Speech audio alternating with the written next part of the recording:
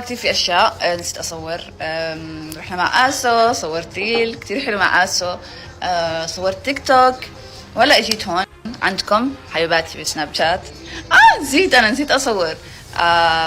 اجلنا هلا، صورنا شويه اشياء مع اسو، صورنا صوره وصورنا ريل، وتاجل تصوير اليوتيوب لبكره لانه تاخر وقت كتير علقنا من الازمه وتاخرنا. فهلا اجيت عند اخواني اطل عليهم، اخواني حبايبي اكيد عشان تطلعي علينا حبيبتي جيتي عشان يعملوا لي قلاية بندورة. حكوا لي بدك تتعشي، جايبين حمص فلافل هيك قصص، فقلت لهم عملوا لي قلاية بندورة. انا متعودة على قلايتي اوكي، فخلينا هلا ندوق قلاية مجد. يعني انا بحبها كيف تكون من تحت مش مقحمشة، يكون فيها هذا الحرق طعمة المرار اوكي. مش سودتها مش سودتها زيادة شوي، بس ندوق قلاية مجد. اعطيني مجد. خبز عندك. خبز عندك. شو حسموها استاذ؟ اوكي طلعوا كيف هلا ما بعرف، منظر مشجع مبلا صح ماجد؟